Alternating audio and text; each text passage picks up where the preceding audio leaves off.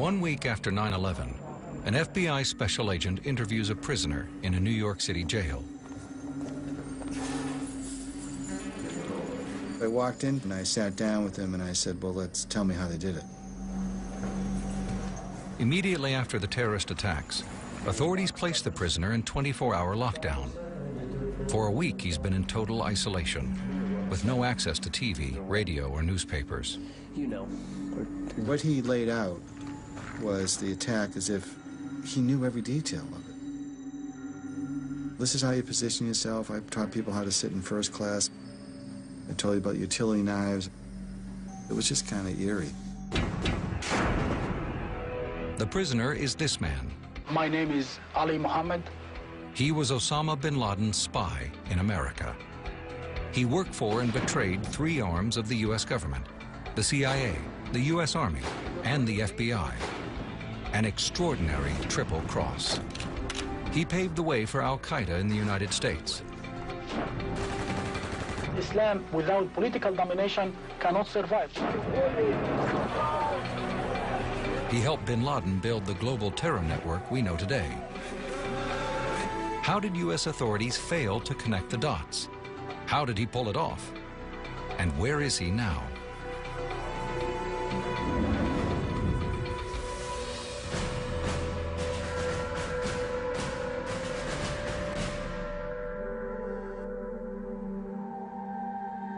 The story of Ali Mohamed and one of the most twisted roads leading to 9/11 begins here in Cairo, Egypt. October 6, 1981. Egyptian President Anwar Sadat reviews troops at a military parade.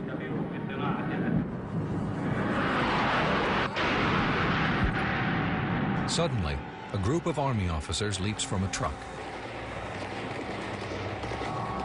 They spray the reviewing stand with gunfire.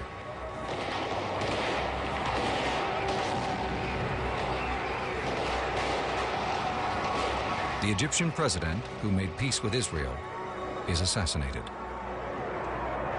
The world has lost a great statesman, and mankind has lost a champion of peace.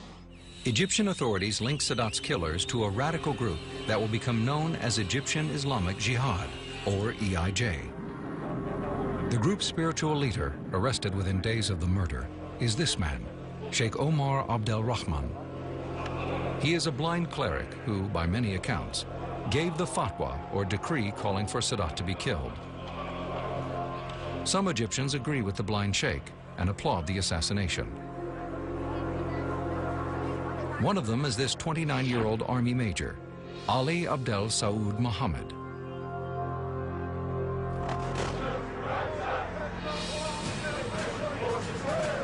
At the time of Sadat's murder, Mohammed is far from Cairo, here at Fort Bragg, North Carolina. He is part of a regular exchange program that sponsors dozens of foreign officers each year. The U.S. Army base is home to the Green Berets, as well as the elite counterterrorism squad known as Delta Force. Mohammed joins the Green Berets in guerrilla warfare exercises. The trim, rock-solid 6'1" Ali is the son of a soldier. He is adventurous and well-educated, fluent in English, French, Arabic, and Hebrew, and has a degree in psychology. He's from a middle-class family, but like many Egyptians, he feels alienated by a government he considers corrupt and oppressive. As an officer in the Egyptian Special Forces, he has fought in battles against both Libya and Israel. His language skills have won him choice assignments, protecting Egyptian diplomats overseas. He is also a firm believer in radical Islam and the need for a holy war, or jihad, against the enemies of his religion. Ali Mohamed was caught up in that whole movement of young Egyptian officers whose loyalty shifted from the Egyptian regime to that of the Muslim Brotherhood, and ultimately its derivative, the Egyptian Islamic Jihad. Mohammed graduates from the Fort Bragg exchange program. When he returns home, the secular regime of the new Egyptian president Hosni Mubarak, is cracking down on radical Muslims. Ali Mohamed becomes a target. His Egyptian military career will soon be over. Another one, based on jihad, is about to begin. The ideology of jihad is very appealing to some people, and certainly Ali Mohamed fell in love with that ideology. It's an ideology that's leading to a rapid rise in terrorism. Beirut, Lebanon, 1983. 2 suicide bombings, one at the U.S. Embassy and a second at the U.S. Marine Barracks at the Beirut airport, kill more than 300 people. Both are believed to be the work of the Iranian-backed terrorist organization Hezbollah. As a result, President Reagan withdraws the U.S. Marines from Lebanon. Islamic extremists throughout the region celebrate the withdrawal as a sign of American weakness. To address the growing threat, the CIA needs better human intelligence. And the only way to get that is to recruit more locals willing to infiltrate the world of radical Islam.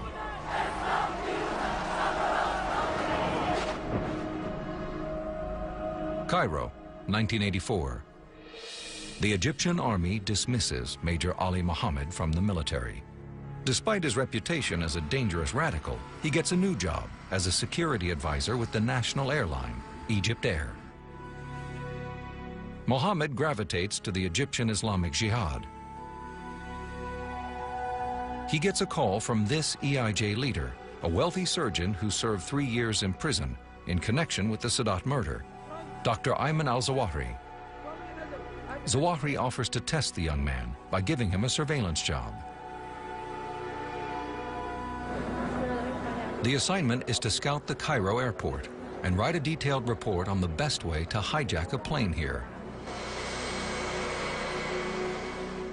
Mohamed passes the test and clearly impresses Zawahiri.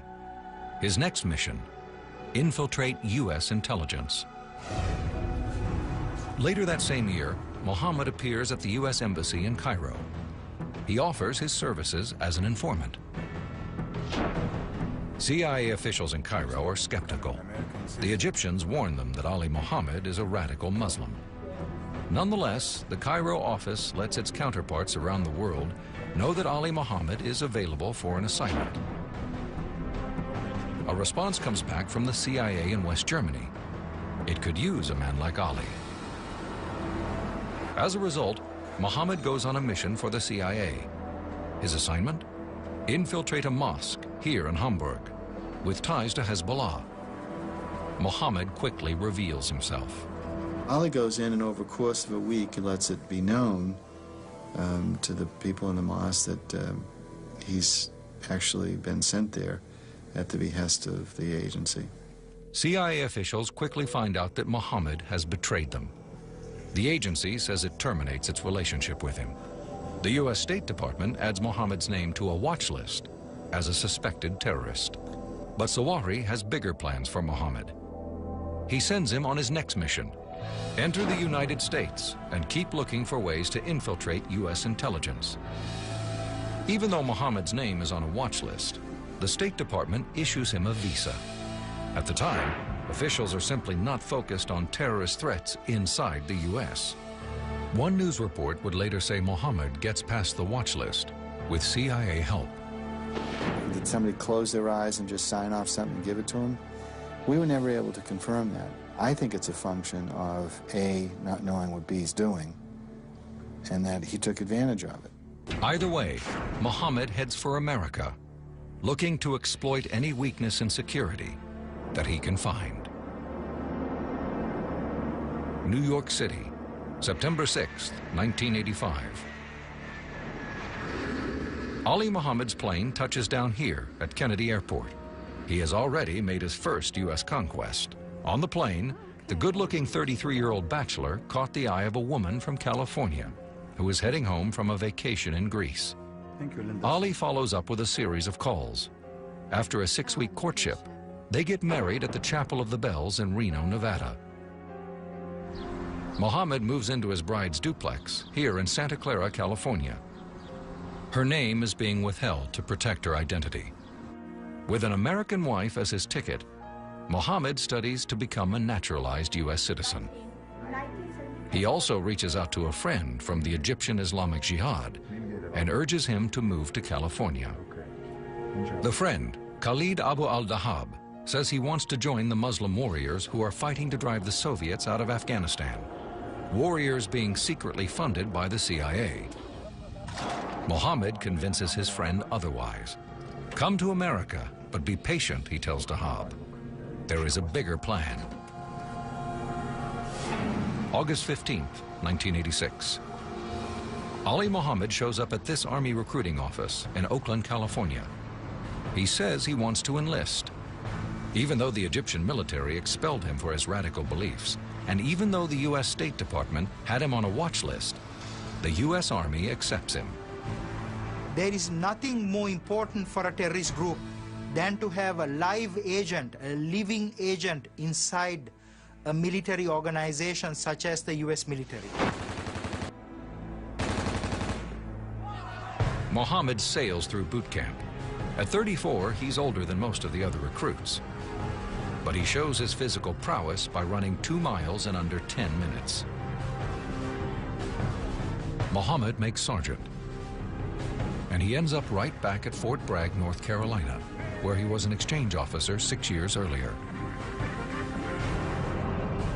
He takes paratrooper classes and maintains equipment for a special forces unit.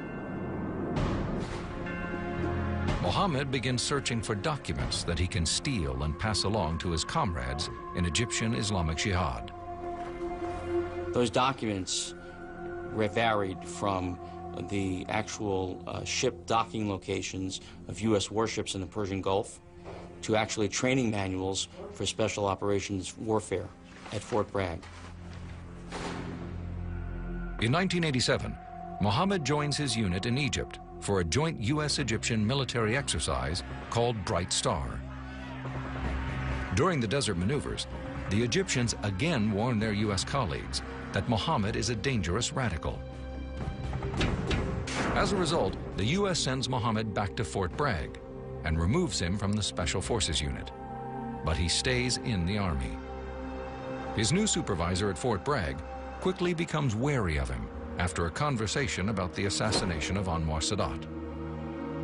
I said to him, you know, Anwar Sadat was not only a hero to Egypt, but he was also a hero to the United States and the entire free world. So his response to me was, he was a traitor and he had to die.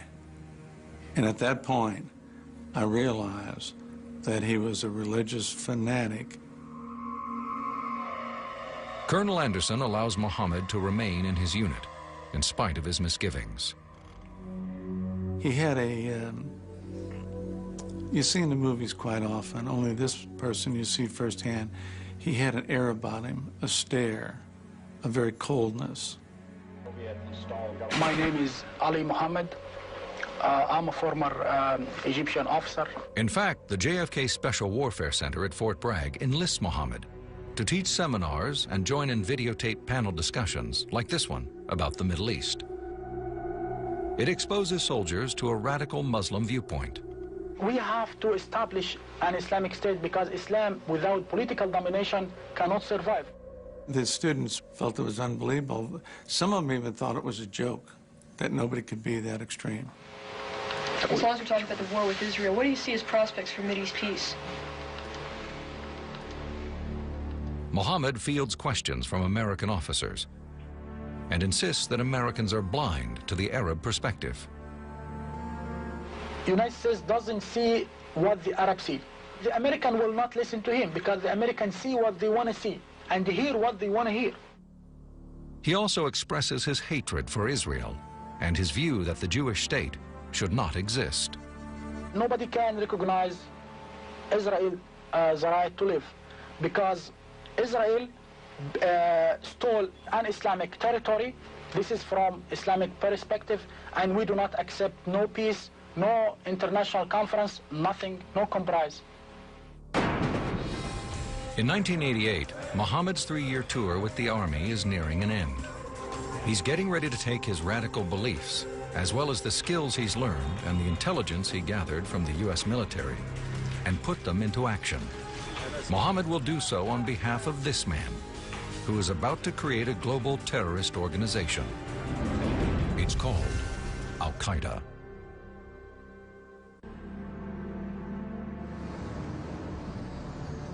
Brooklyn, New York, 1988.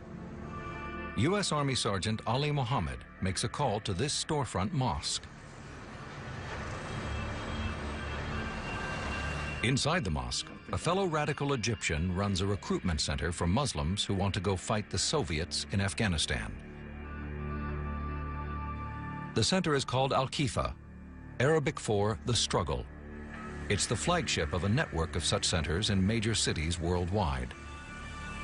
The Egyptian, Mustafa Shalabi, also raises tens of thousands of dollars to support the Afghan resistance fighters, known as Mujahideen.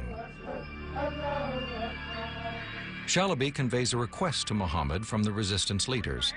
They want him to come to Afghanistan and train their holy warriors. At Fort Bragg, Ali Mohamed meets with his supervisor, Lieutenant Colonel Anderson. He tells Anderson he plans to use his army leave to go to Afghanistan, join the Mujahideen, and fight the Soviets. I said, look, I don't know who you think you are, but you can't go around the world thinking that the United States Army is going to like that, because there's no telling how much trouble that you could put the United States in as a member of the United States Army going around killing Russians. Mohammed is nothing if not audacious. He uses his army leave to go to Afghanistan anyway, a flagrant violation of army rules. Peshawar, Pakistan.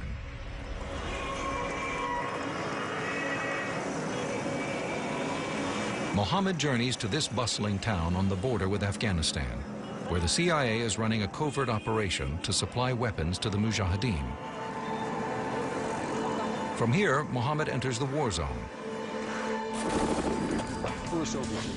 Also aiding the Mujahideen from his base in Peshawar is the 17th son of a construction billionaire from Saudi Arabia, named Osama bin Laden.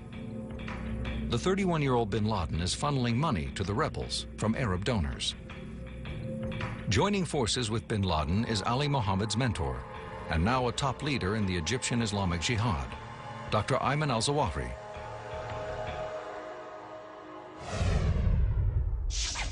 Fort Bragg, North Carolina. A month after he left for Afghanistan, Ali Mohamed returns here, 25 pounds lighter, and brandishing a war trophy. And then he came back and gave us a debriefing with maps, and even brought back this Russian Special Forces belt. He said that he'd killed the Russian Special Forces soldier.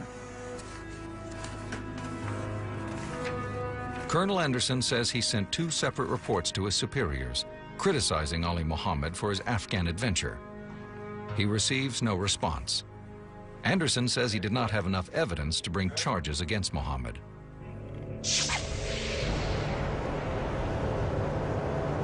By the end of 1988, Afghan forces, with the CIA's help, drive the Soviets out. The war comes to an end. Bin Laden, determined to wage a global jihad, needs to expand his organization to support the next step in his master plan. He forms the base. In Arabic, it's called Al-Qaeda. In the coming year, bin Laden will take over the worldwide fundraising network of Al-Qifa centers, including Shalabi's office in Brooklyn. At the center of bin Laden's plans for infiltrating the U.S. will be none other than U.S. Army Sergeant Ali Mohamed.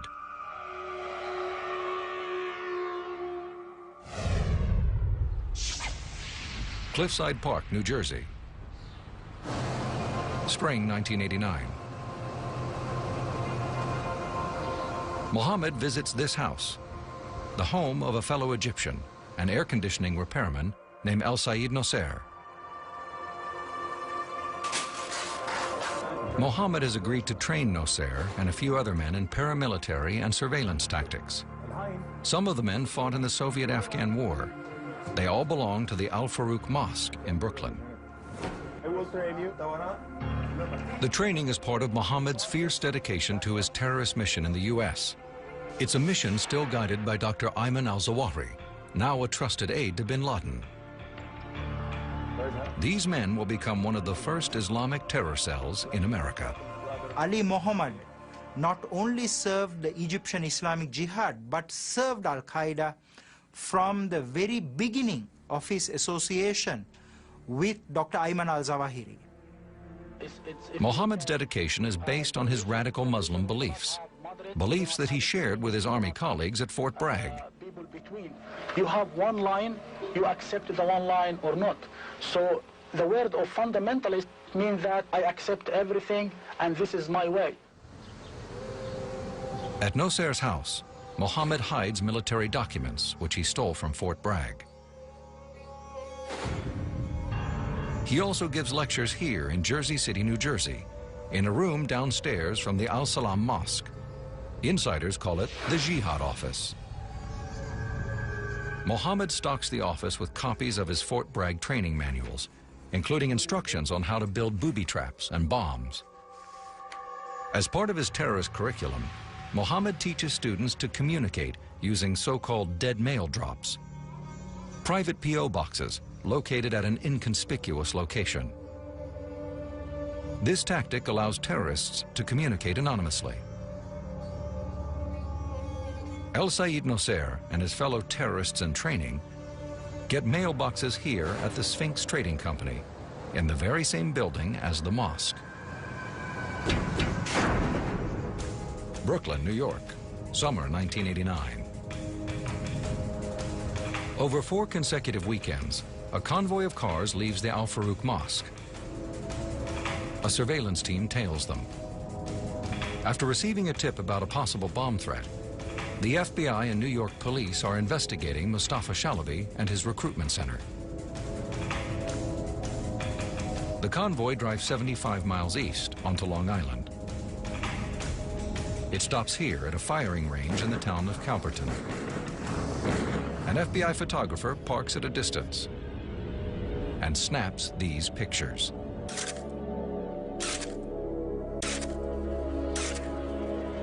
El Sayed Nosser and his comrades produce an array of semi-automatic weapons, including AK-47 assault rifles. The 5 men, all trained by Ali Mohamed, spend hours firing their weapons. After a month, the bomb plot never materializes. The surveillance ends. Authorities make no arrests.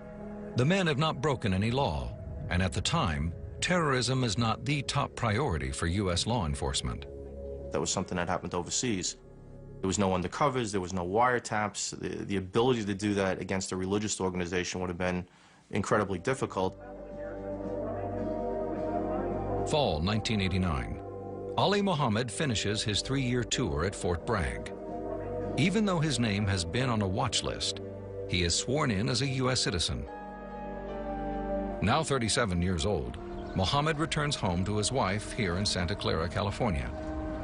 And he begins to work on an assignment that reflects the growing ambition of Osama bin Laden, building a terror cell on the West Coast. Mohammed's friend, Khalid Abu al-Dahab, has entered the U.S. from Egypt on a student visa and settled into an apartment near Mohammed's house. They have converted Dahab's apartment into a terrorist communication hub. They patch through calls between their native Egypt and terrorist cells around the world. New York City, July 1990. The Egyptian cleric, widely known for issuing the decree to murder Anwar Sadat, arrives here at Kennedy Airport.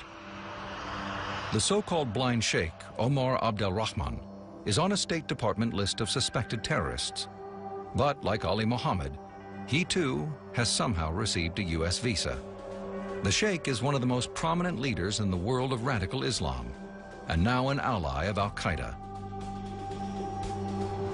His presence in America is both an opportunity for bin Laden to spread his influence and a call to action for the terrorists trained by Ali Mohamed. This was a major league ball player in what at the time was a minor league ballpark. His arrival into this country legitimized the people at the Farouk Mosque. The blind sheikh gets an apartment here in Brooklyn's Bay Ridge neighborhood. It is rumored that bin Laden is covering his living expenses.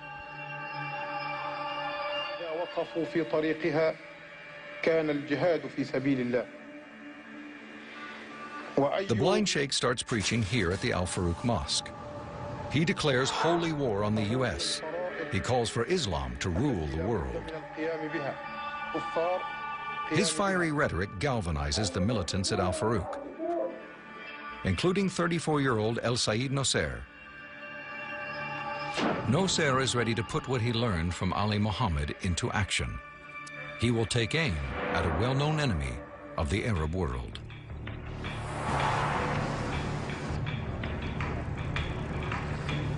November 5th, 1990.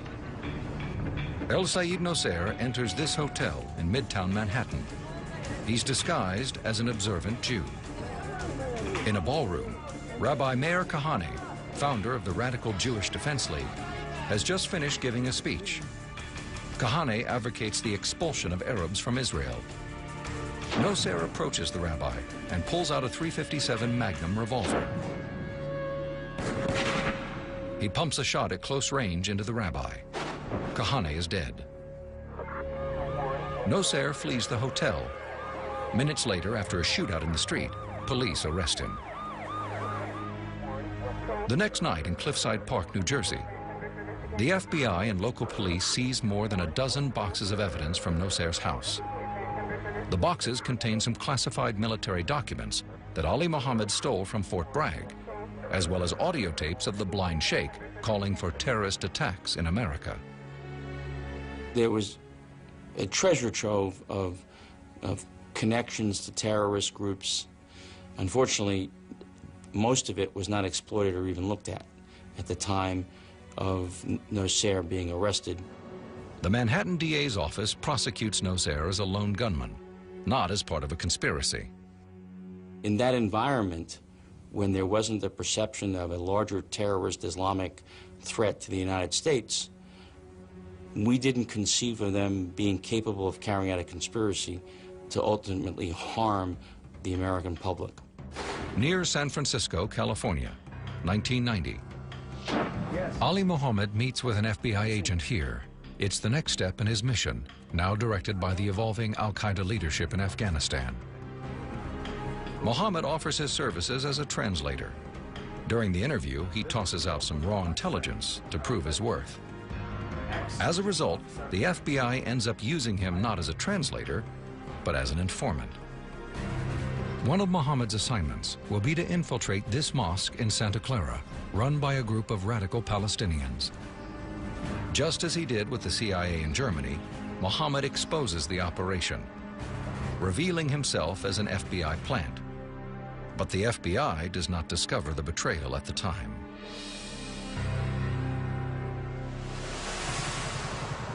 Brooklyn, New York, February 1991. The blind sheikh gives speeches denouncing his fellow Egyptian, Mustafa Shalabi, who runs the recruitment center at the Brooklyn Mosque.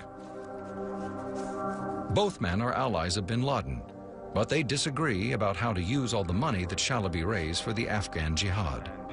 Shalabi wants to use it for charity, but the blind sheikh wants to use the money for terrorism. His ally, bin Laden, is agitating to strike back at the U.S. in the wake of the Gulf War. Bin Laden is incensed that the U.S. has established bases in his native Saudi Arabia, the Holy Land of Mecca and Medina. The blind sheikh's attacks continue. Shalabi has decided that he and his wife should travel home to Egypt. On the day that Shalabi's wife is heading to the airport, Ali Mohamed happens to be in New York and gives her a ride.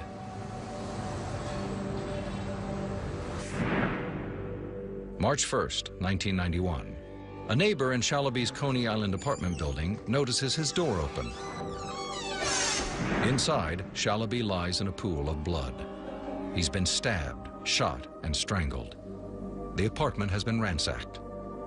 Police suspect the blind sheikh is behind the murder, but they find no physical evidence that connects anyone to the crime, and there are no arrests.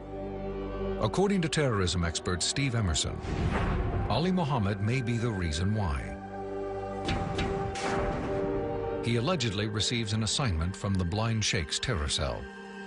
After the killing, he was brought in to clean up the apartment and to make sure that nobody who was involved in the killing could ever be found. That murder was never solved, to this day. With Shalaby out of the way, the blind sheikh takes over the Al-Khifa Center. He allows this Al-Qaeda associate from Texas, a 30-year-old Lebanese-American named Wadi El-Hajj, to manage it briefly. Osama bin Laden now has a loyal outpost in New York City. And though the FBI does not realize it yet, there is a terror cell operating here, with links to bin Laden, the blind sheikh, and Ali Mohamed. Mohamed is now ready to take on more ambitious assignments for Al-Qaeda around the world, as the terror organization grows into a global threat.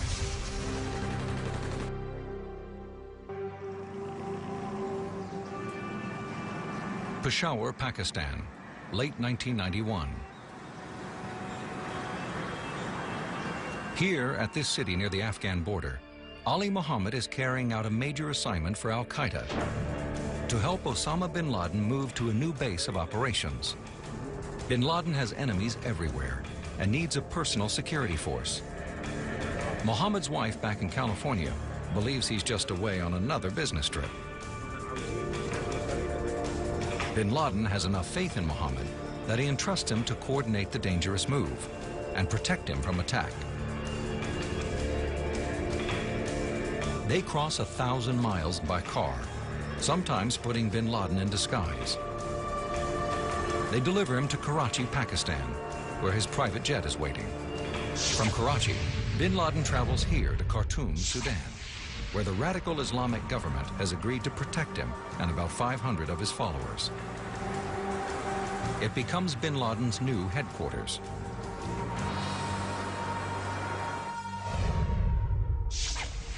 New York City, December 1991. Bin Laden helps achieve a victory in an American courtroom. The Al-Qaeda leader contributes $20,000 to a defense fund for Egyptian El Sayed Nosser, charged with the murder of Rabbi Meir Kahane. Renowned defense attorney William Kunstler represents Nosser and convinces the jury to only find him guilty on gun and assault charges. Attending a celebration party the following night in this Brooklyn mosque is this ex-Egyptian military officer, Imad Salem. But unlike Ali Mohamed, he despises the blind sheikh for his role in the Sadat murder. Salem has made a deal with the FBI and agreed to go undercover as a mole to try and expose the blind sheikh's terror cell for $500 a week. He had posed himself as a bomb maker. In fact, he really had no bomb-making knowledge at all.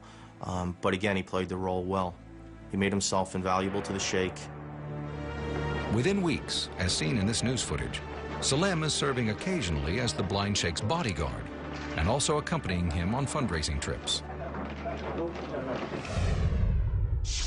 Post-Afghanistan. September 1992. Ali Mohamed is at an outpost in the mountains near the Pakistani border. It is home to an international university of terrorists, sponsored by bin Laden. Hundreds of applicants from more than 50 countries worldwide converge here to attend a boot camp. Mohamed is one of the instructors. He's known as an especially demanding teacher. He drills his students in hand-to-hand combat and explosives. They rehearse for kidnappings and assassinations. They practice surveillance of bombing targets. They learn to organize a terror cell. He spends months at a time training al-Qaeda foot soldiers, both in Afghanistan and in Sudan. The success of any terrorist attack depends on two things. One is surveillance and reconnaissance of the future intended target. Second is rehearsal. Ali Mohamed introduced these two concepts to Al-Qaeda. Mohammed draws on his experience as a security consultant for Egypt Air to teach his students how to hijack a plane. He explains where the hijackers should position themselves in the cabin and how to smuggle utility knives on board. Did they have the FAA manual as to what would allow them to put on the airplane, what you could bring on an airplane in terms of knives and other stuff? The answer is yes. Ali Mohamed is so confident in his ability to operate under the radar that he pulls off yet another audacious infiltration, this time to help raise money to pay for terrorist operations. Dr. Ayman al-Zawahiri is now one of bin Laden's closest advisors. With Ali Mohammed's help, Zawahiri enters the U.S. under an alias, using a fake passport provided by Mohammed. Mohammed accompanies him on a fundraising tour of mosques on the West Coast. They claim to be raising money for Red Crescent, the Islamic relief organization. New York City, fall 1992. FBI mole Imad Salem uncovers valuable intelligence about the blind sheikh and his connections to terrorism. The FBI decides that Salem now has to wear a wire or hidden bugging device to record his conversations with the terrorists who are linked to the blind sheikh. Salem refuses. He didn't want to wear a wire because Sheikh Rahman was an important jihad figure in the world. If he turned against any one of their groups, would have to worry about his family at home. Salem's refusal to wear a wire makes some FBI officials begin to question his credibility. There was a discussion in the office because he wasn't wearing the wire, maybe he wasn't telling the truth. So he was dismissed. The FBI has now lost its eyes and ears inside the blind sheikh's Brooklyn cell, and the blind sheikh has lost the man he thinks is a bomb maker. Soon, another bomb maker, a real one, will be on his way to New York. Ramzi Youssef will team up with members of the blind sheikh's terror cell, men trained by Ali Mohamed, and pull off the first major act of Islamic terrorism on U.S. soil. By 1992, former U.S. Army Sergeant Ali Mohamed is playing a critical part in the growth of Al-Qaeda. One long-term project has widespread impact. Mohamed creates a training manual that bin Laden distributes to his troops worldwide. In writing it, the former U.S. Army Sergeant makes ample use of the documents that he stole from Fort Bragg. Ali Mohamed created a body of knowledge that would help Al-Qaeda's transformation from guerrilla force into an urban terrorist organization. Using this curriculum, Mohamed conducts seminars at Al-Qaeda training camps on everything from assassinations to surveillance. Bin Laden himself takes one of his classes. Mohamed is confident enough in his relationship with bin Laden that when the time comes to give out grades, he gives the Al-Qaeda leader a C. September 1st, 1992. A flight arrives here at New York's Kennedy Airport from Pakistan, carrying Ramzi Youssef, a bomb-building genius with a dozen aliases. Using a fake Iraqi passport, he tries to convince U.S. immigration officials that he is a refugee. The INS detains Youssef, and then, due to a lack of beds at this INS holding facility, releases him. The INS does find a bed, however, for Youssef's traveling companion. In his suitcase, officials discover terrorist manuals, as well as U.S. military training manuals from Fort Bragg, North Carolina. Both Youssef and his companion received training in terror camps at around the same time that Ali Mohamed was teaching in Afghanistan. Yusuf heads immediately for the Al-Khifa Center in Brooklyn. It's home to the terror cell now led by the blind sheikh and trained by Ali Mohamed. Yusuf soon begins working out of this storage facility in Jersey City, New Jersey. He buys fertilizer and fuel oil to build a 1,500-pound bomb that he hopes will destroy the World Trade Center. 3 of his co-conspirators have been trained by Ali Mohamed and photographed by the FBI 3 years earlier at a firing range on Long Island. February 26, 1993.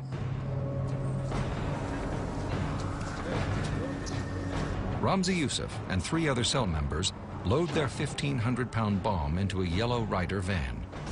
They park it on the B2 level beneath the Twin Towers. 12:17 p.m.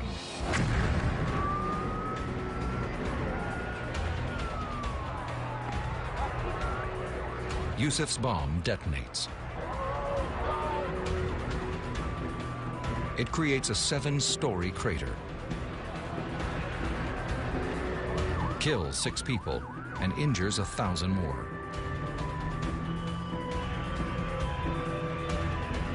But Yusuf has failed. The bomb was not powerful enough. The towers stand. Ramzi Yusuf flees the country, frustrated, but still determined to bring down this symbol of America's global might. Vancouver, British Columbia, June 1993. 4 months after the World Trade Center bombing, Ali Mohamed waits at the airport here to pick up an old colleague.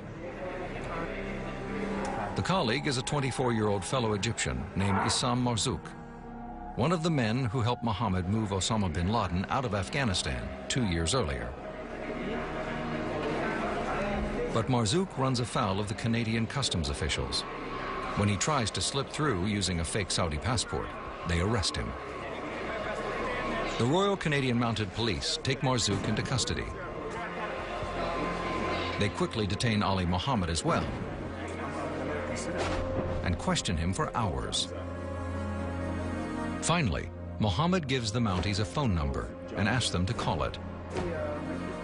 On the other end of the phone, the person who answers vouches for Mohamed.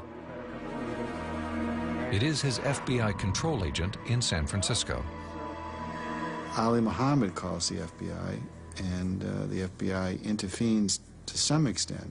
I don't think you have to be an agent who has worked, terrorism all their life to realize something is terribly amiss here.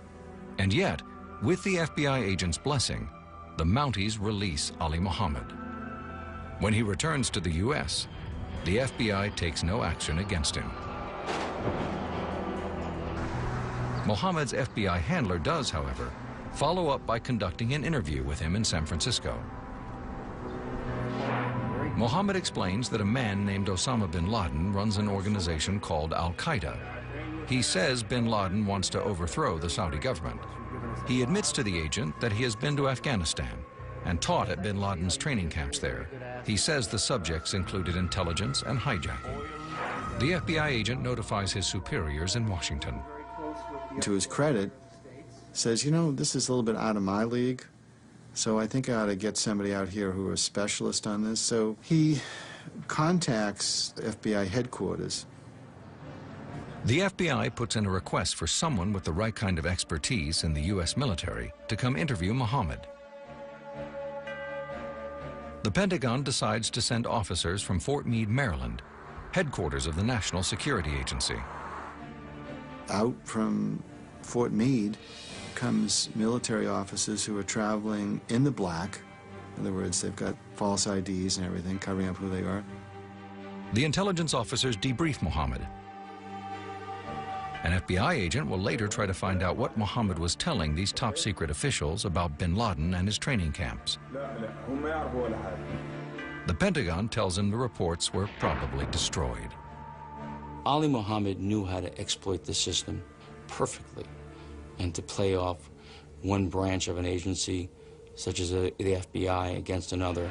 He had provided just enough details of Al-Qaeda to be considered an asset, but not enough that would result in him being suspected as a key player in the organization itself. Within the FBI, officials later acknowledge there is not enough communication between agents in different cities. As a result, counterterrorism officials in New York do not learn about Ali Mohammed's admission that he visited bin Laden's training camps. Back during that time period, you know, there didn't seem a coordinated group, let me put it this way. You had pockets of people in different places. We didn't have the opportunity to say that, you know, things that were going on in New York had a relationship to California. In the months after the World Trade Center bombing, the FBI and Justice Department are playing catch-up. The investigation shows links to the blind sheikh. The pressure is on to do something about him. I think the American people are absolutely outraged that the 55-year-old so-called cleric is going around saying to people, hit hard and kill the enemies of God in every spot. FBI officials decide the best way to gather evidence on the blind sheikh is to bring back their Egyptian informant, Imad Salem. He's the man they dismissed 6 months earlier because he wouldn't wear a wire. This time, instead of $500 a week, they agree to pay him $1 million. At the time, Mary Jo White is the new U.S. Attorney for the Southern District of New York. You've got to think, who is going to be able to infiltrate a group of terrorists like these? It's not going to be your, FBI agent with the, the short haircut and the button-down collar. It ain't going to work. Salem goes back undercover as a supposed bomb maker for the blind sheikh's terror cell. In this surveillance video, Salem and members of the cell are mixing materials for bombs. The men are planning to use bombs to blow up New York City bridges and tunnels, as well as the headquarters of the United Nations. It permitted, uniquely and rarely, for the FBI to get inside one of these plots. A group of extremist Islamists wanted us destroyed, basically, declared war on us. America's the great Satan. The FBI and New York police do not yet have enough evidence to arrest the blind sheikh in connection with the bomb plot. At the same time, INS officials try to arrest him as an illegal immigrant. He takes refuge inside this mosque, one of 3 he controls in the New York area. It's a place of worship, where he believes authorities will be unwilling to arrest him. July 2nd, 1993. Authorities finally work out a deal to take the blind sheikh into custody, not for the bombing plot, but on immigration charges. He's later indicted in the bridge and tunnel scheme, what becomes known as the Day of Terror plot. Law enforcement is starting to connect at least some of the dots. I can't emphasize enough how excruciatingly difficult and novel a lot of these issues were. You always look back and think, what could I have done differently? I mean, you'll never know the answer to that, but you certainly second-guess yourself constantly. By now, the FBI's San Francisco office has established that Ali Mohamed is somehow connected to bin Laden and Al-Qaeda. But the Bureau lets him remain free. Free to pursue his next and most violent mission for Al-Qaeda.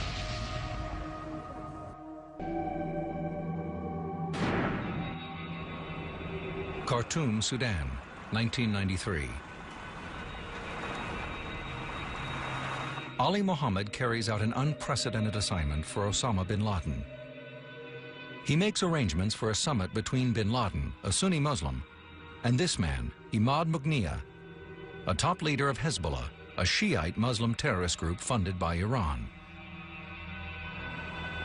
Sunni and Shiite extremists are bitter rivals. Bin Laden puts that aside to unite with Hezbollah against their common enemy, the United States. Mohammed met with Hezbollah operatives a decade earlier when the CIA sent him on a mission to Germany. He now uses his contacts to bring Mughniya to bin Laden's headquarters here in Sudan. Imad Mughniya told bin Laden the importance of conducting coordinated, simultaneous suicide attacks. So in many ways, the transfer of that critical knowledge from Lebanese Hezbollah into Al-Qaeda was accomplished as a result of a meeting that was arranged by Ali Mohamed. Following the summit, Al-Qaeda fighters traveled to Lebanon for advanced explosives training with Hezbollah. They will use what they learn here on their next battlefield, in East Africa. Mogadishu, Somalia. October 1993. U.S. Army Rangers, Navy SEALs, and Delta Force commandos are working to keep the population from starving in Operation Restore Hope. But a local warlord is stealing food that is supplied by the UN. Osama bin Laden, enraged at the presence of U.S. troops in Africa, dispatches a group of Al-Qaeda operatives to assist the local warlords. The man who had trained some of the Al-Qaeda fighters is none other than Ali Mohamed, the 41-year-old U.S. Army veteran who has served at Fort Bragg alongside Delta Force troops.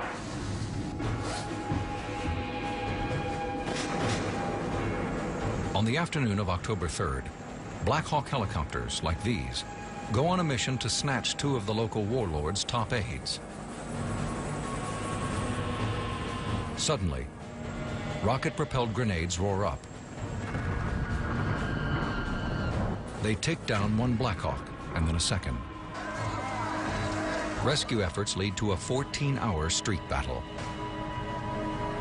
18 U.S. soldiers are killed and more than 70 wounded. Within days, President Clinton announces that he is pulling U.S. troops out of Somalia.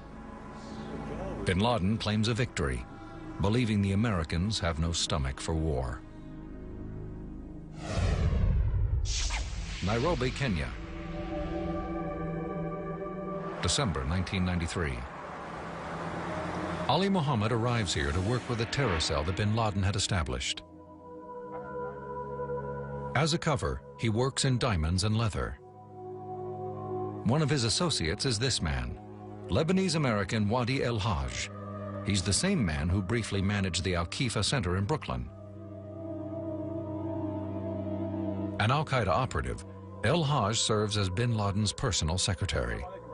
Now in Nairobi, he's created a charity organization called Help Africa People. He uses it to obtain identity papers for the other cell members. The men address each other by code names. Ali Mohamed uses the name Jeff.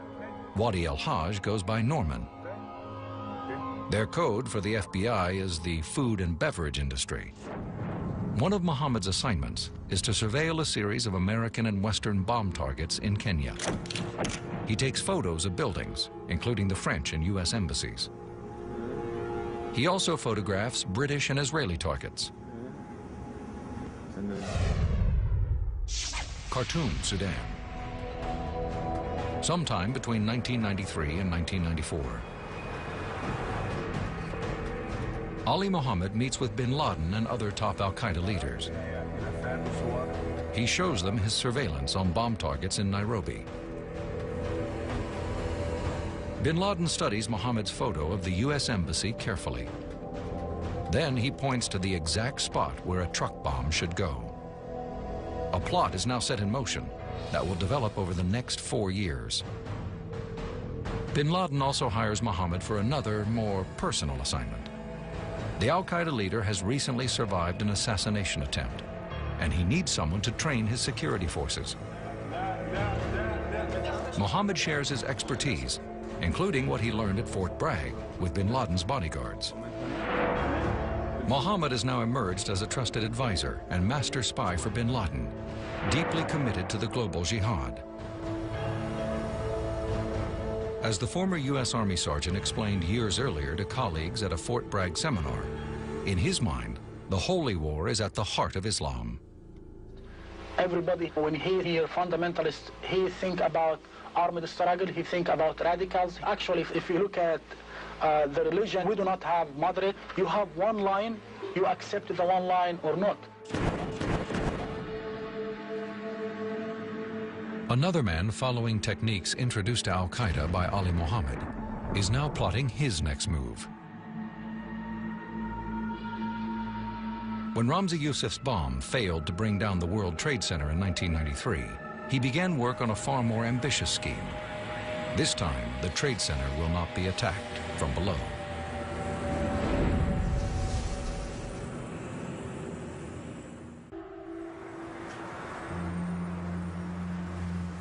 Nairobi, Kenya, late 1994. Former U.S. Army Sergeant Ali Mohamed has become a powerful hidden asset for Al-Qaeda. He's infiltrated U.S. intelligence and trained Al-Qaeda troops. He trained cell members who carried out the World Trade Center truck bombing. And he conducted surveillance for a plot that's in the works to attack U.S. embassies in East Africa. All of this out of devotion to radical Islam. As a Muslim, I have obligation to establish the Islamic law. It's obligation. It's not choice. Mohammed now meets in Nairobi with Al-Qaeda's military commander, Mohammed Atef, and another member of the Al-Qaeda cell that's based here. You will be in charge. Atef tells the men he wants to expand their possible bomb targets. He orders Mohammed to conduct more surveillance of American and British locations. Allah does not fear the Americans. Within days of this meeting, Mohammed receives a message from his wife. The FBI wants to talk to him immediately. The Bureau wants to know why Mohammed's name has appeared on a list of potential defense witnesses for a major terrorism trial about to begin in New York City. A leading radical Muslim, the blind Sheikh Omar Abdel Rahman, and 11 of his followers face charges in the so-called Day of Terror plot to blow up New York bridges and tunnels. Ali Mohamed, still determined to play the part of an FBI informant, decides to honor the Bureau's request for an interview. His fellow terrorists in Nairobi give him the money for the flight back to America. He's about to come face to face with the FBI and those he continues to betray. I think he was willing to walk that high wire act. I think that was Ali's decision. And he'd been doing it for how long now? So why not keep up with the charade? Mohammed's name came up in connection with the Day of Terror trial because one of the defendants is fellow Egyptian terrorist El Sayed Nosser. Nosser is already serving time on gun and assault charges here at Attica State Prison. His defense attorneys traced the military documents found in Nosser's New Jersey house back to Fort Bragg and Ali Mohamed. To fight these new charges in the Day of Terror plot, Nosser's attorney wants Ali Mohamed to be a key witness. I wanted anything that had to do with Ali Mohamed because Ali Mohamed was helping the defendants at the same time as he's in the U.S. Army. The defense wants Mohamed to help make the case to the jury that defendants, such as Nosser and the others, are not guilty because they, like Mohamed, were working on the same side as the U.S. government as far back as the Soviet-Afghan War. Manila, the Philippines, 1994. The mastermind of the World Trade Center truck bombing, Ramzi Youssef, is hiding out here. Ali Mohamed trained some of the men who worked with Youssef to execute that bombing. Youssef is now plotting more terror attacks. He sets up a terror cell with this man, Abdul Hakim Murad, an old friend and pilot trained in 4 U.S. flight schools. Another member of the cell is Youssef's uncle, Khalid Sheikh Mohammed. They are working on a plot to blow up jumbo jets headed for the U.S. from Asia. The men also begin work on an ambitious suicide plot. The idea is to use airplanes as missiles and fly them into landmark American buildings like CIA headquarters and the Pentagon. San Jose, California, December 1994. In response to the FBI's request, Ali Mohamed returns to the U.S. from Kenya. He meets here with an FBI agent and an assistant U.S. attorney. They ask him to explain what he's been doing and his connections, if any, to the blind sheikh. Mohamed claims he is just working in the scuba diving business in Kenya. He admits he helped Osama bin Laden move out of Afghanistan back in 1991. He also admits he traveled to Pakistan during the Afghan War, but only, he says, as an observer. As prosecutors and defense attorneys haggle over evidence and witnesses for the Day of Terror trial, Ali Mohamed becomes a highly sensitive subject. In the end, The government makes a concession to the defense. It will acknowledge in open court the role of the U.S. in aiding the rebels in Afghanistan. But it seems prosecutors do not want Ali Mohamed to testify. The defense has a theory as to why. It was my view that the government did not want Ali Mohamed to testify and that they would do anything in order to prevent that from happening. The reason why the government didn't want Ali Mohamed to come to trial, which became clear with the benefit of hindsight, was that he was an operative and he was working through various intelligence agencies. Mohamed phones his fellow terrorists in Nairobi. They instruct him to stay in the U.S. The Al-Qaeda operatives want Mohamed to find out what, if anything, U.S. authorities know about them. The Day of Terror trial gets underway in New York. Mohamed obtains a copy of this list of 172 unindicted co-conspirators. Osama bin Laden's name is on it, and so is his own. He sends the list off to Nairobi with instructions to forward it to bin Laden, so the Al-Qaeda leader will know he is now on the radar of U.S. law enforcement.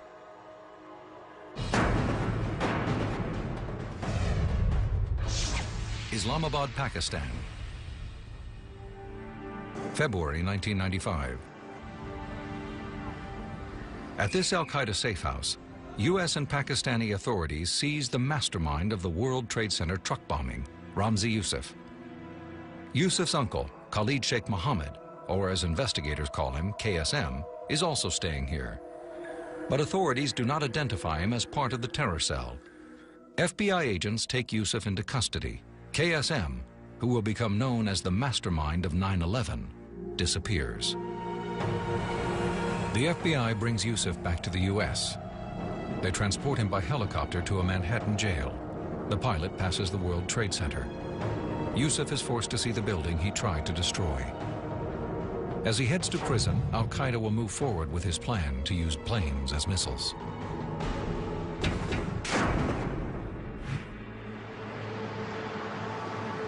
January 17, 1996. A federal judge in New York delivers long prison sentences to the blind sheikh, El Said Nosair, and 8 others found guilty in the Day of Terror plot to blow up bridges and tunnels. Surveillance video of the plot, made with the cooperation of the FBI's mole, Imad Salem, helped convince the jury. This jury was paying attention, they listened to the tapes, they followed the key evidence, and the key evidence against the sheikh was on tape. U.S. authorities are just beginning to establish ties between the blind sheikh and Osama bin Laden. And though they don't know it yet, their own source and former U.S. Army Sergeant Ali Mohamed is the living evidence of that connection.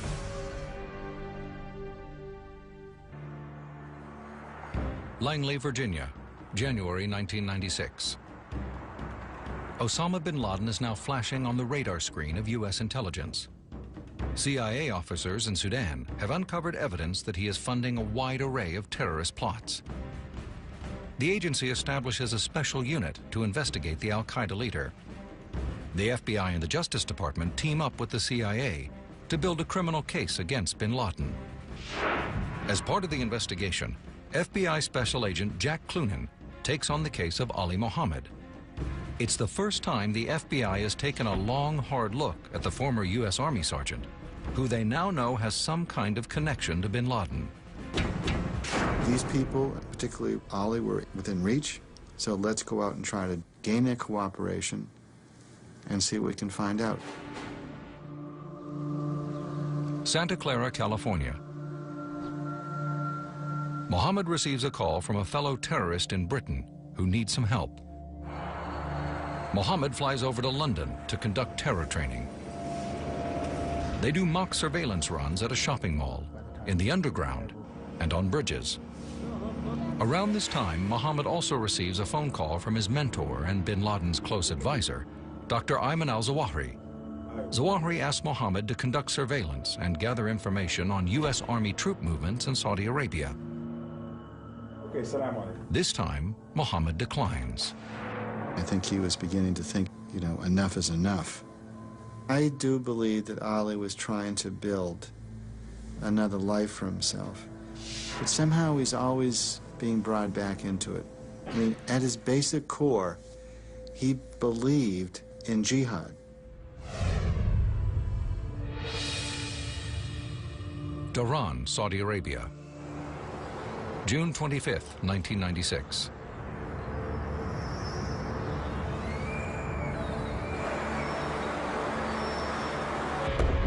A truck bomb loaded with 5,000 pounds of explosives detonates outside the Khobar Towers military complex.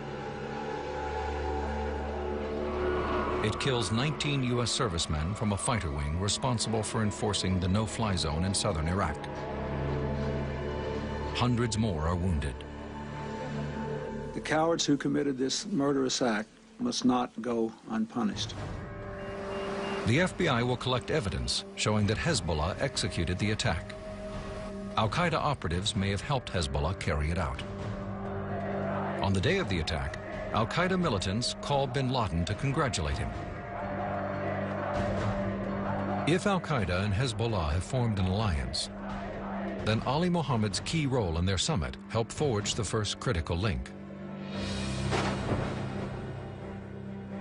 Unaware of Mohammed's role within Al-Qaeda, the FBI and CIA are now trying to learn what they can about the organization. In Nairobi, they place a wiretap in the home of this man, Wadi El-Haj. He's the Lebanese-American who has been building a terror cell with Ali Mohammed. Based in part on the wiretap, an FBI agent searches El-Haj's house in August 1997. He confiscates a laptop computer and address books. The files contain phone numbers for both Osama bin Laden and Ali Mohammed. El-Haj, a U.S. citizen, rushes home to Texas. During a flight change in New York, FBI agents grab him. Federal prosecutors bring the Al-Qaeda operative before a grand jury. He denies any terrorist involvement. They don't have enough evidence to charge him, so they release him. Sacramento, California, fall 1997. FBI agents, along with Assistant U.S. Attorney Patrick Fitzgerald, arrange a dinner date with Ali Mohammed at this hotel across from the state capitol.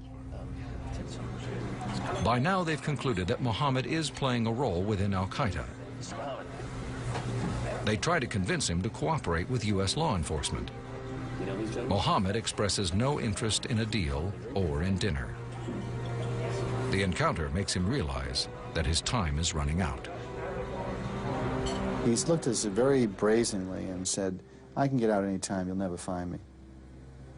I got travel documents, I got false documents, I've got a whole network, you'll never find me.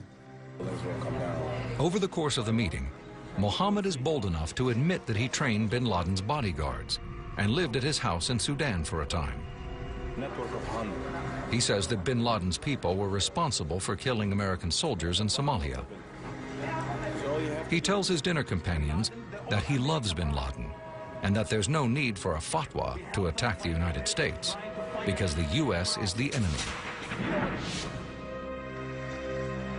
He makes a powerful impression on the law enforcement officials, including Patrick Fitzgerald, a prosecutor known for taking on violent drug traffickers and mobsters. That night, Pat Fitzgerald looked at me and said, "This is the most dangerous man I have ever met." When you started to look back historically at what the FBI had amassed on Ali Mohammed, you start hearing that old theory, you know, connect the dots. Something starts to add up and say, you know, why haven't we looked at this guy sooner? After the dinner, the FBI agents allow Mohammed to remain free because they have nothing to charge him with. But they begin secretly recording their phone calls with him. They gain access to Mohammed's bank records, and they begin the time-consuming business of getting court approval for a wiretap on Mohammed's apartment in Sacramento. Mohammed is now aware that U.S. authorities view him with suspicion. But he continues to play the game and offer bits and pieces of intelligence. In fact, in one recorded phone call with an FBI agent, Mohamed refers to a possible bomb target in East Africa. Given that it's a vague reference, the FBI takes no action based on the comment. But the al-Qaeda plot that Mohamed spearheaded in Africa 4 years earlier is about to come to fruition.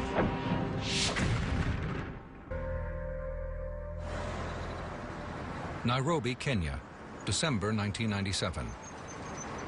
Prudence Bushnell, U.S. ambassador to Kenya, cables warnings to Washington. She conveys her fears, based on U.S. and Kenyan intelligence reports, that the embassy here has been targeted for a terrorist attack. Bushnell requests funding to build a more secure embassy. The State Department denies her request.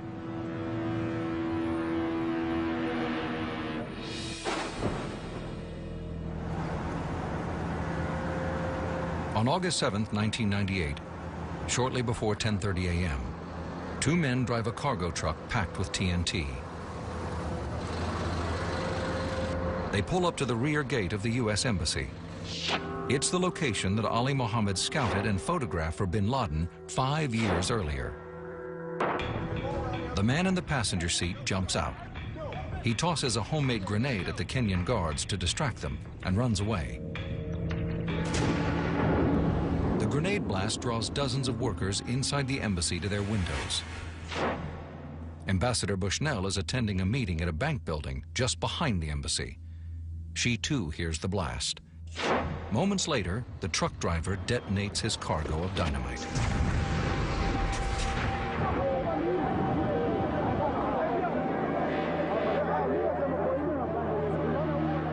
The explosion rips into the 5-story embassy.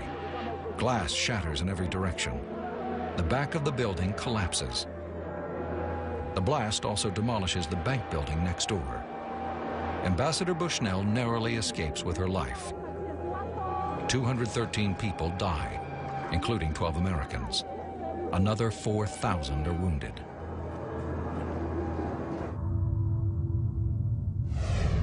Just minutes later, 450 miles away in Dar es Salaam, Tanzania, an identical bomb destroys the U.S. Embassy. The blast kills 11 people and wounds 85 others. Bin Laden may have chosen August 7th for these attacks because it was on this date, 8 years earlier, that the first U.S. troops arrived in Saudi Arabia for Operation Desert Shield.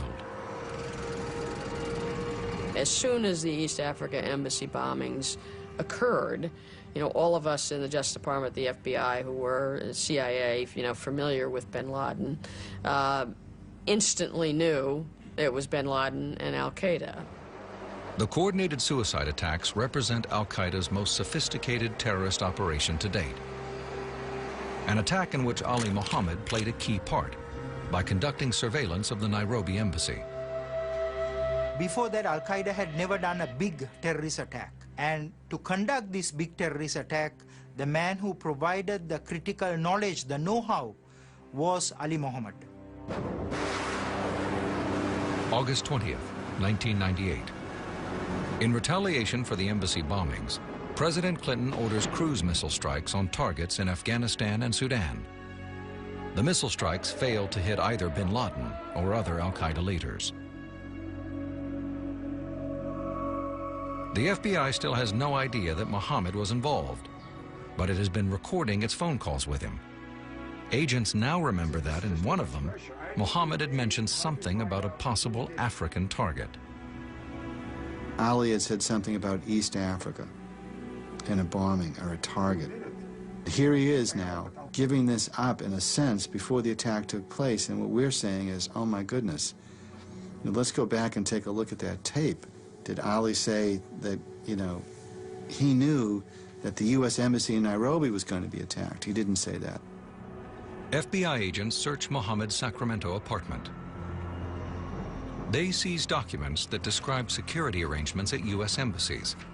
They also find materials that explain assassination techniques, how to build terror cells, and how intelligence agencies operate. The FBI now gets court approval for a wiretap on Mohamed's apartment. Agents listen in on a call to Mohamed from a fellow terrorist in London, warning him that he should flee the U.S. immediately. The FBI assigns agents to track Mohammed's every move. And we now find out that he's booking travel to go to Cairo. Well, you know, that's not going to happen. So we take him off a plane and bring him before the grand jury. New York City.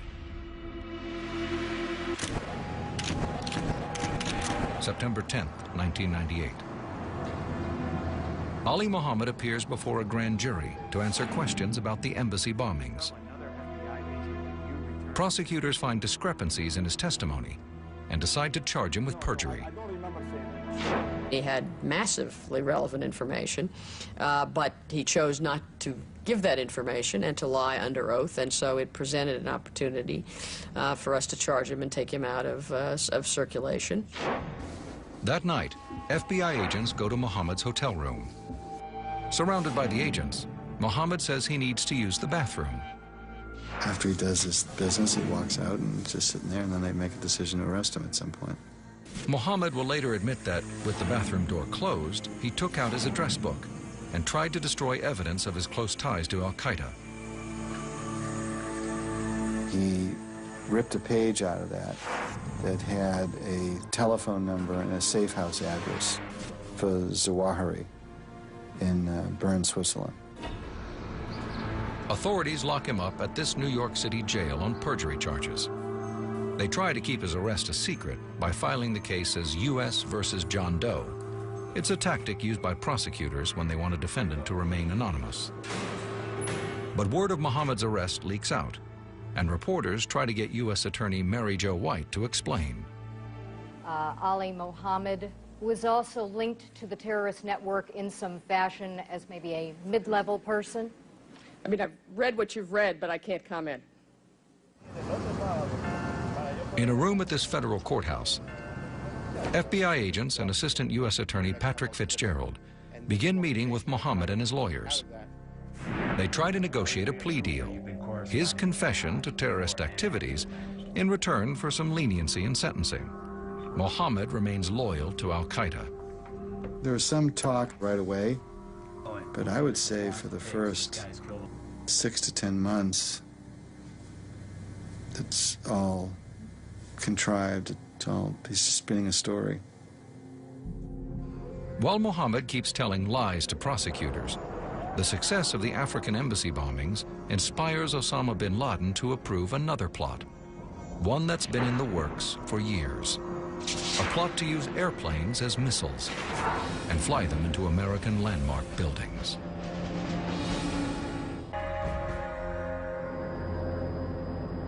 New York, May 19th, 1999. The U.S. Attorney's Office announces that a federal grand jury has indicted Ali Mohamed for conspiring with Osama bin Laden to kill Americans abroad. FBI Special Agent Jack Clunan and his colleagues step up the pressure on Mohammed. They encourage him to cut a deal and confess. I said, you've got very able attorneys. Have you been hurt in any way? No. Have you been treated fairly? Yes. You have to find a way out, and we're giving you a way out. I mean, do you understand that? By this point, Mohammed has developed a close rapport with Agent Clunan. But he is not quite ready to betray Al-Qaeda and confess to terrorism. He's worried that his family back in Egypt will be persecuted. For Mohammed, the dedication to global jihad is also a religious one. As he explained to his army colleagues at Fort Bragg a decade earlier, his form of radical Islam is unforgiving. In our religion, you can't renounce Islam. If you renounce Islam, you will get punishment. While Mohammed, his lawyers, and the U.S. authorities carry on their civilized negotiations, talks of another sort take place in Afghanistan. The man bin Laden has chosen to manage the 9/11 plot, Khalid Sheikh Mohammed, or KSM, will soon recruit the men who will go to America and carry it out. Fall 1999. Back in a guarded room at this New York courthouse, Ali Mohamed, after more than a year spent fending off U.S. authorities, finally breaks down. He slumped in his chair, head down, tears in his eyes, and said, "This is what I did." Yes, with Zawahiri and bin Laden's blessing, Mohammed Atteft asked me to do surveillance on the U.S. Embassy in Nairobi. I want to make sure that I heard that right. This is what I did. This is who I did it with. This is how I did it. And I did other things. Everything that I've told you up to this point has been a lie. But does Mohammed tell everything that he knows? Summer 2000. Al-Qaeda's 9/11 hijackers have arrived in the U.S. to train as pilots. Jersey City, New Jersey. Two of the leaders recruited by bin Laden, Mohammed Atta and Marwan al-Shehi, are seen near Sphinx Trading Company, the same place where, years earlier, the blind sheikh and at least one member of his terror cell obtained private mailboxes to communicate in secret. It's a tactic Ali Mohamed explained in his terror training manual, and it's being used again. The 9/11 plot is now in high gear. October 20th, 2000.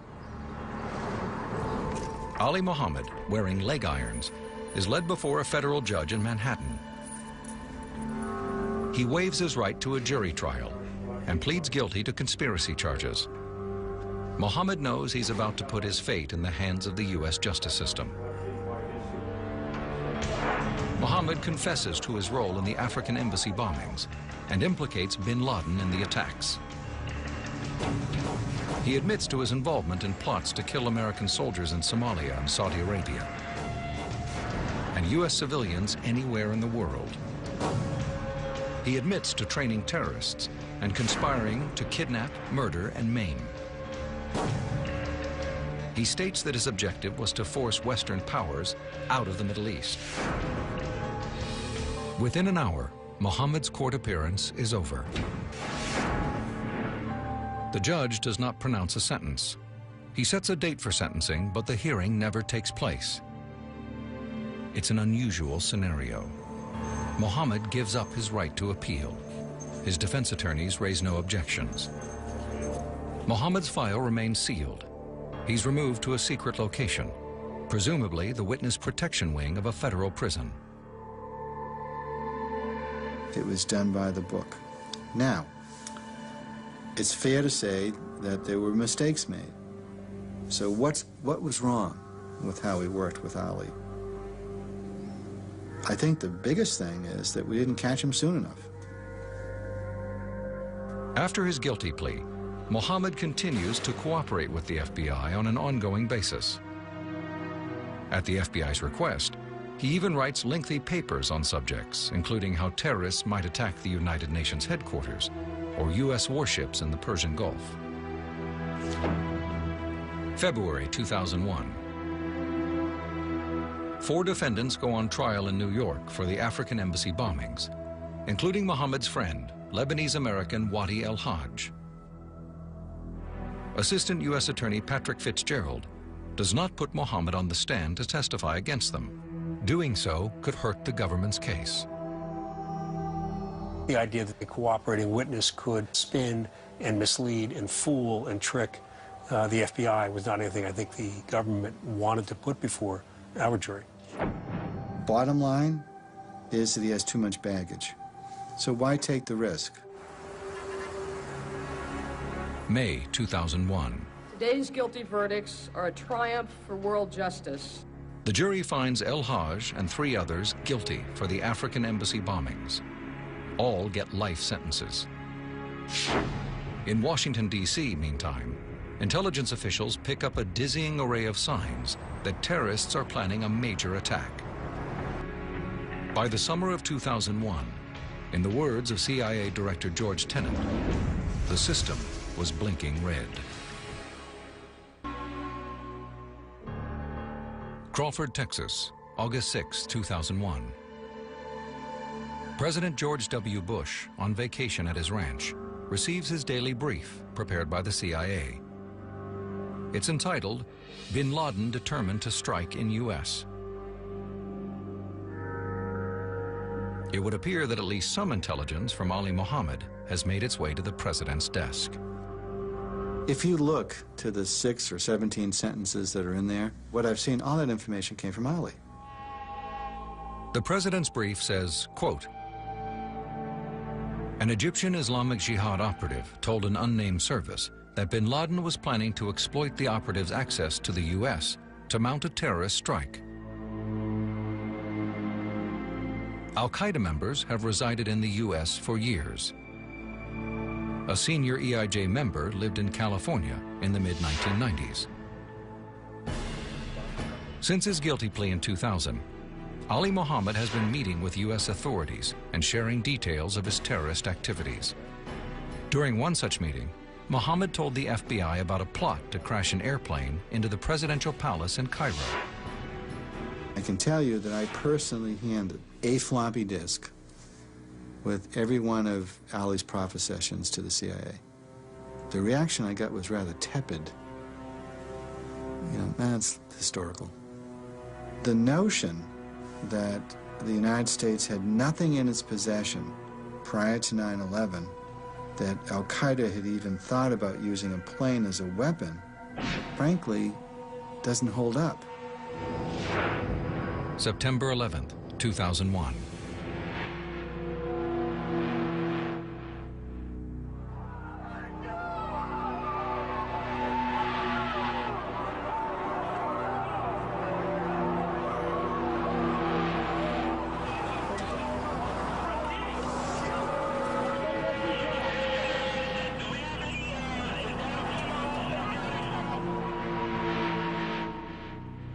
When the towers fall, Ali Mohamed is immediately confined to his cell in the witness protection wing of an undisclosed federal prison, with no access to news reports.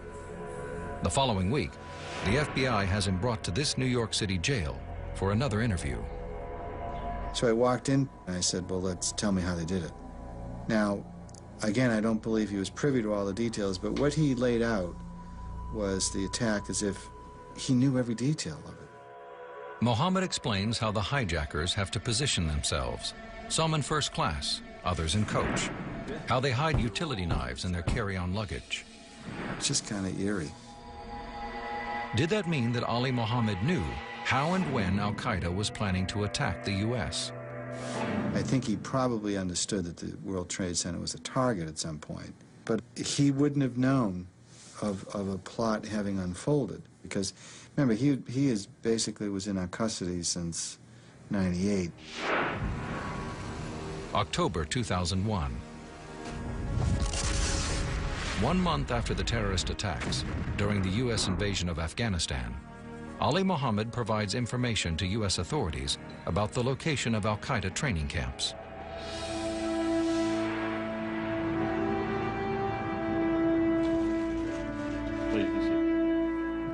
June 16, 2004. The 9/11 Commission holds its final hearings in Washington. In his testimony, U.S. Attorney Patrick Fitzgerald shed some light on Ali Mohamed and his deep connections to Al-Qaeda. Ali Mohamed helped train some of the people who later carried out the World Trade Center bombing, went back to Afghanistan and helped train a lot of the top leadership in Al-Qaeda. Then he went as a U.S. citizen and surveilled a dozen targets in Nairobi in 1993. The 9/11 Commission's final report briefly mentions Ali Mohamed. Yet there are few figures who have had such a sweeping influence on the evolution of Al-Qaeda. My name is Ali Mohamed. I'm a former Egyptian officer. I would take Ali's story and I would make this the classic case study. Because the lessons you'll learn are more significant than looking at the 19 hijackers on 9/11. Understand who these people are. Understand that you can deal with them on some level. But understand that you have to respect this adversary. It's not really helpful to just put them off as some sort of wackos.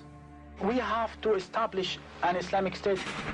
Hey, listen, show me another person who has trained bin Laden, slept in bin Laden's office, performed an operation, surveillance operation, not only in the United States, but French, British, Israeli targets? Who did bin Laden and Zawahiri and Mohammed Atef reach out for when there's an assassination attempt on bin Laden and they want somebody to come in and reevaluate and assess bin Laden's security? Ali Mohamed. The bureaucratic crevices inside the FBI and certainly between the FBI, the CIA, and the Defense Department were enormous. You could drive truck bombs through them, and you could play off one against the other, but you had to be skilled. And I've never seen a terrorist with such a storied background with his connections to U.S. law enforcement and intelligence. Islam without political domination cannot survive. The failure to identify Mohammed as a terrorist sooner is a sobering lesson for all U.S. intelligence and law enforcement agencies. We simply have to be more vigilant. We have to be more alert. All the time thinking how the terrorists are seeking to infiltrate us. Ali Mohammed's contribution to Al-Qaeda was seminal in the making of the current terrorist Al-Qaeda that we are seeing today. And we do not accept no peace, no international conference, nothing, no compromise. Mohammed's name appears nowhere in the federal prison system. To this day, his legal status and his whereabouts are closely guarded secrets. His own attorneys declined to comment for this program. There is no public record that he was sentenced. By many accounts, he is still in a federal prison somewhere. The reality is he's still being consulted as we speak today. He still has insights. His thinking has been considered very important. And so U.S. investigators, prosecutors, FBI agents still meet with him regularly. But he's not going to be leaving prison anytime soon. But one defense lawyer in the African embassy case believes Mohammed's value as a source of intelligence must be diminishing as the years go by. So at some point, I assume the government will say, we have gotten everything we can and everything we need out of Ali Mohamed. I think the most likely thing that will happen is he'll be released, he'll be given a new name and a new identity, and he will pick up a life someplace. The United States doesn't see what the Arabs see. The American will not listen to him because the Americans see what they want to see and hear what they want to hear.